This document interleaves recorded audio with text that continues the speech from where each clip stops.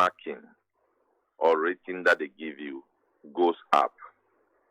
So it's the right thing to do. When we started with the Eurobond from 2007, we didn't find ways of providing for repayment. Naturally, when a public, the state borrows, it's actually borrowing against future revenue, and the government at that time realized that this thing will not work. When we get to 2017, we may not get money to pay, and we may fall into default.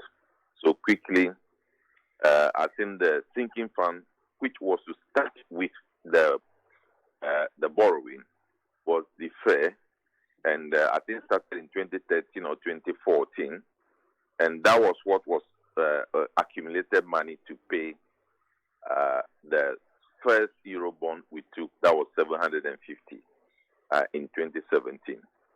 So it's a good thing to do, and especially it's good to have sinking fund aside with what we call revenue projects or self-financing projects.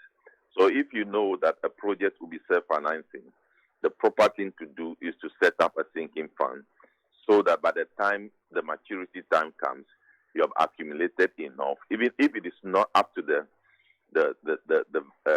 value of the debt, you will have significantly, make arrangements to pay off the debt. So it's a right thing. It's fall within the proper framework of debt management.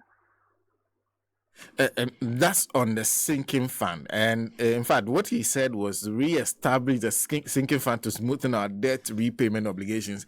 As far as I know, the sinking fund is still in existence. What has happened is that the monies that were supposed to be going there are not going in there. Yeah, so therefore the sinking fund is made to die. So you need to revive that concept. And again, as I said, this is a public debt. We don't know what the money was used specifically. But what I was trying to say is that for revenue projects or for self-financing projects, that one, it should be a must for us to have sinking fund. So that will have to be activated and spread across self-financing projects to make financing easy, financing of the debt easier. So it should be part of our debt management structure. So if he is bringing that on board and be committed to it, then that is a good approach. That's the point I'm making. Well, let's move to another. And you need to get the emphasis I'm making. When a creditor sees you prepare to set up a sinking fund and goes ahead to set up a sinking fund, that also determines how much he will be charging you as interest cost, how much rating he gives you. So all these things about even rating is all about ability to pay. So if you create a vehicle that shows that you have the ability to pay maturity, your rating will be high and the interest will be accommodated. And then there's the very first two items seem to be linked. Place an immediate moratorium on non-concessional borrowing. Pursue bilateral and multilateral partners for more concessional financing and grants. Now, first, the concept of concessional borrowing. For the sake of education, what does it mean, and how different would it be from what we've done over the period if he decides to go with more bilateral and multilateral partners for concessional borrowing? Okay, from 2007, the structure of our debt actually changed. Before 2007, most of our debt are largely bilateral and multilateral, and those debts fall under concessionary borrowing. Concessionary borrowing because the interest is generally very low. Then they normally give a moratorium, that is a number of years after which you start the repayment. So that is a concessionary borrowing. And by so doing, you are able to plan to start the repayment. So if you go to Eurobond market, for example, which is commercial in nature, the interest is benchmarked against your ability to pay. Then again, the repayment starts almost the same time. So, for example, if you go to the market in January to borrow and the coupon is semi-annual, what it means is that by June, July, you start paying the debt, the interest on the debt. Then in December, you pay the second tranche. But when we come to concessionary loan, the interest is low, but they give you a moratorium, sometimes 3 years, sometimes 5 years, before you start the repayment. And by which time, if you have earmarked the debt to construct railway, to construct school building, to construct road, or to put a power plant, by that time, the power plant would have been in an operation generating money for which you would use to start the repayment of the debt. So the burden on the country is lowered. Now, from what we have gone through, external debt restructuring, domestic debt restructuring, it puts pressure on us. Therefore, we need to appeal to the multilateral and bilateral financiers to see us in a different light. Since we became a lower middle income country, we are knocked off from the concessionary loan market. And from what we are experiencing, we have seen that we need to appeal to the community of financiers to focus on bilateral and multilateral and other concessionary loan markets. And that is what I think the former president is proposing. And this is also very clear that anytime we face a situation like this, and a government has spent 8 years and likely to go, the new government with its policy comes with a new breath of goodwill. So if the goodwill is used effectively, that is possible to attract enough concessionary loans from the community of providers of concessionary loans. So that is the idea. And it looks like in the face of what we face, we have no other choice. Of course, yes. We have no other choice. Because if you go to the market tomorrow, the market will be rating you based on your ability to pay, and the market will be pricing you based on the risk factor that it imposes on you. And for that matter, the interest will mimic the assessment that it made on you. But that is not the same as a concessionary loan. So that is the point. So it's like facing reality and strategizing to meet what would the reality will pose to you. There's the point D where he's talking about limiting the central bank's financing of the government and reforming of the bank. In fact, from our IMF experience from 2015, it seems as for limiting the central bank's financing of the government, it depends on the government itself, that if he's disciplined enough, that looks achievable.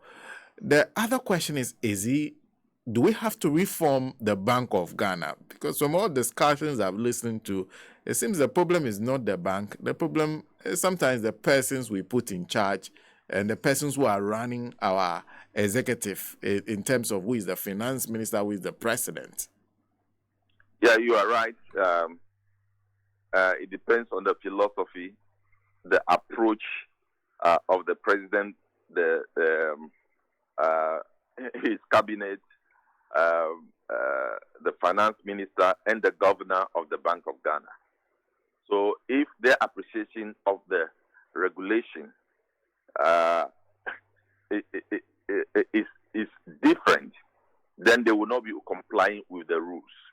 And of course, we have seen that if you don't comply with the rules,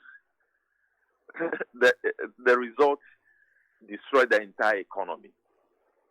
So I think he is trying to promise Ghanaians that he will adhere to some of these regulatory mechanisms to ensure that the Bank of Ghana is strong, and that's what is set up to do. But again, every economic management is rooted in regulation and law. And we need to see people who are willing and ready to comply with the regulatory environment for the central bank to thrive.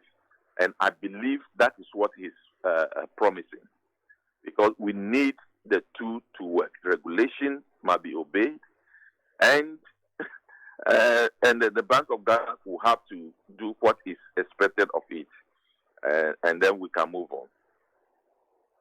So we need reforms in the Bank of Ghana. Definitely there will be a reform in the Bank of Ghana. Some of the reform will make even the compliance of the governance, etc., to the issue of independence very somewhat easier to achieve than what we see currently. There is an issue about whether or not we should have the governor being the chairman of the board of the Bank of Ghana. Whether we should see the governor being the chairman of the Monetary Policy Committee. These are all issues that we need to discuss. Some people would feel that many countries have their central bank board led by a chair by the governor. But you need to see whether the purpose for which it was set up is being achieved. The purpose was just to ensure that the governor, who sees everything, will be in position to assess that when we take this action, it will derail the effort of the bank and it will collapse the economy. But that is not what we see. So all these things, I believe, there are discussions that will take place, but definitely there should be some reform in the Bank of Ghana. And all of this, in fact, if you read through the rest of the proposals he's put on the table, all seem to come down to only one thing: commitment. That the person has to be committed to doing all he's promised to do.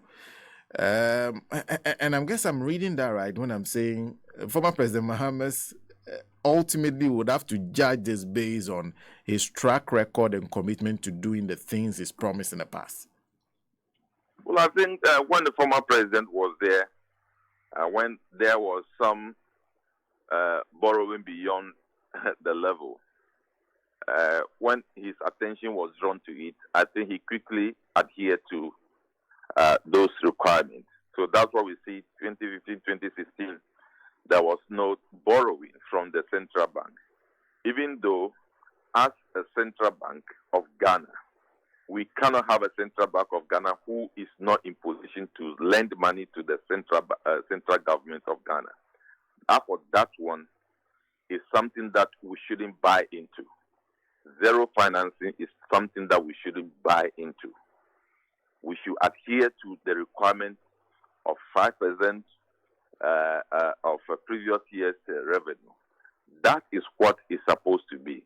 The call of the IMF on the government to enact a law to indicate that it should be zero borrowing, I think that is not in the interest of the country. But what should be in the interest of the country is that we should get the commitment of leaders to adhere to the 5% mark. And that is the commitment that he needs to demonstrate to the people further, that he did it in 2015, 2016 by adhering to zero borrowing, and he can also do it when the chance is given.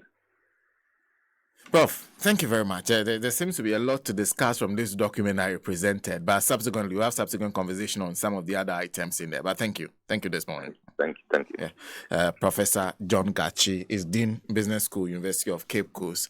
David, good morning. Good morning. Yeah. Our friend David